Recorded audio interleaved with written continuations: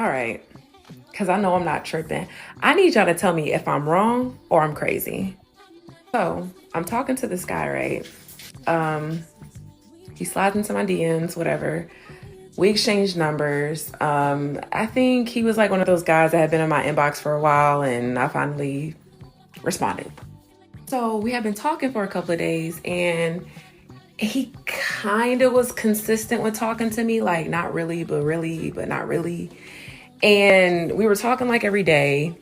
Mine just only been like 4 days, but we were talking, and at a certain point, whenever he was about to go do something, he would be like, okay, like, let me call you back. I'm going to this winery, or let me call you back. I'm about to eat with my boys. Cool. That's fine. I'm not that clingy. Okay, so on this particular day, I call him because y'all already know how I do. I like to build rapport. I like to make sure I reciprocate the same energy that's given to me. So I call, no answer. And I'm like, okay, he was probably just busy, like at work or, whatever. No big deal. Okay, so he didn't answer. No big deal. I'm not stressing it. He's probably really busy. So about a few minutes later, I get a text and it's him. And I'm like, y'all already know how I feel about when I call somebody and I get a text back. Y'all already know my history. So he sends me a message back and he's just like, hey, I'm at the gym. Can I call you back in like 20 minutes? And I'm just like, okay, so you saw my call. Well, hold on. He has an iPhone. You heard my call come through your AirPods. I know he has AirPods. And you heard Shauna calling. Answer? Because that's what AirPods do. And instead, you let the shit ring. You didn't answer. And then you waited. Then you went to go pick up your phone, sent a text and said, hey, at the gym, let me call you back in 20 minutes. When really, you could have just answered the fucking phone, told me, hey, love, I'm at the gym. Let me just call you back. But instead, you did all this extravagant shit, which I know you were listening to music. So you let my ringtone play and play and play until it was over because he never declined it. It's just like at this point, you could have just answered the phone. It would have been easier to just answer the phone. What were you trying to hide? But no, it gets better. So he calls me back within the 20 minutes. Cool. And then I'm like, hey, it's really quiet at the gym. Like, he's like, oh, I'm already at home. I know that you said that you would call me when you got home, but you couldn't call me when you left. You couldn't call me while you were in a car. What you got to hide? But then when he gets home and he calls me, he's like, yeah, but I'm about to get in the shower. So I'll just call you back after the shower, and never calls me back. I ain't talked to that man ever since then. It's just too many red flags for me. Like, if you're interested, you really want to talk to me, then talk to me. Why are you doing all this weird shit? Like, I'm dismissing motherfuckers for anything now because I'm over it. I'm sick of it. But yeah, am I tripping? I'll tell you this, man. Sounds like my man really has priorities. Sounds like my man really knows how to keep busy. Hey, take me for instance. People think that it's a shock that I work straight 9 to 6s, and I found a way to go to the gym before work, get that blood flow popping off, come to work. Sometimes by the time I get to my lunch is an hour, I'll go right back to the gym again just to get some, stretching and some, quick set in or something. Come back over here, finish my day. And then sometimes I go to work to the gym after work. Sometimes I'll literally go 3 times. When you want something, you go get it. Mind you, notice how in that scenario that I just explained, all work, whether on a clock or on my clock. And that's the thing. Y'all gonna have to understand, real men, y'all been playing with these boys so much, y'all don't even know what a real man is. A real man is like a Mufasa. He go get it. Nala and Sarabi supposed to take care of the pride. That's why y'all stay at Pride Rock. We ain't got time to be going back and forth and playing games with y'all while y'all had you literally just had a full Tyler Perry movie play out of your head. Woo, I think my man figured something out. Kudos. Yeah, baby, get some psyche valve, because you're more than tripping. You are loco. Loco. Go get your eyes. Ooh, schizophrenia like a mother sucker. Yeah, man, just everything that this broad was saying. It just sounded like she was trying to create some chaos. And I keep telling y'all, man, boredom and jealousy, man. See, that man busy, so he ain't got time to be bored. And he definitely ain't got time to be jealous because he's working on himself. Boredom and jealousy, self-aggrandizement, and narcissism.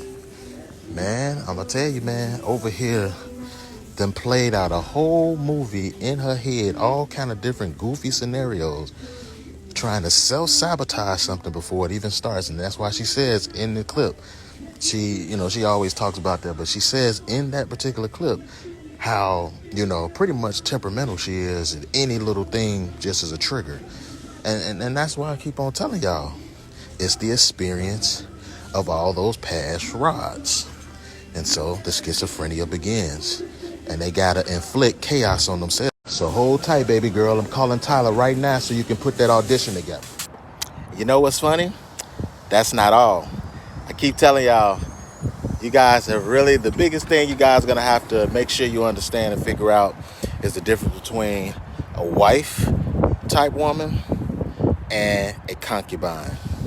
And by no means do you get yourself hooked up and attached to the concubine, because that thing go further than you want it to go. Next thing you know, 18 years, 21 years of absolute foolishness. But I'm gonna show y'all her advertisement video. Tell me to pull up with her. Just wanna have fun with her. He can't get enough of her. He wanna fuck with her. Tell me to pull up with her. He can't get enough of her. Damn. He wanna fuck with her. Tell me to pull up with her.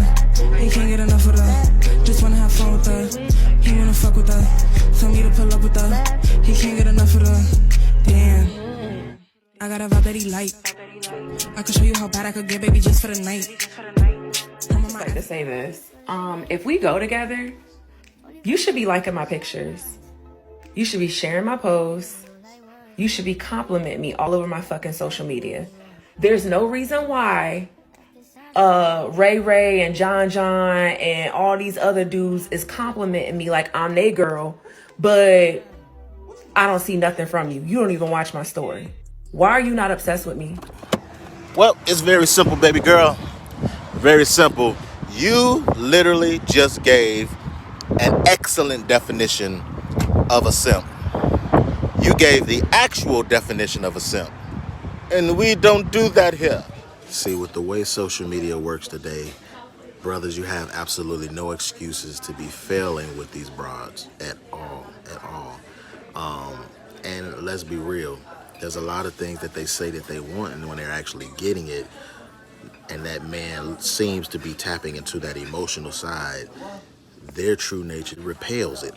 Their true nature doesn't even want it. And it's a bunch of this confusion because of the things that they hear through media and the several different goof troops that they deal with. Now, she said something about Pookie and Ray and John. Well, that's your actual market, ma'am. Yeah, Pookie, Ray and John are your actual market. And that's why you attract them. That's why they're all in your DMs. That's why they're going crazy over you. That's why they're the ones that's giving you all this attention, because that's a definition of a simp. And simps and thuggies are attracted to the most toxic woman. You're a red flag, they're a red flag, and you're attracted to each other to make a positive. Two negatives make a positive.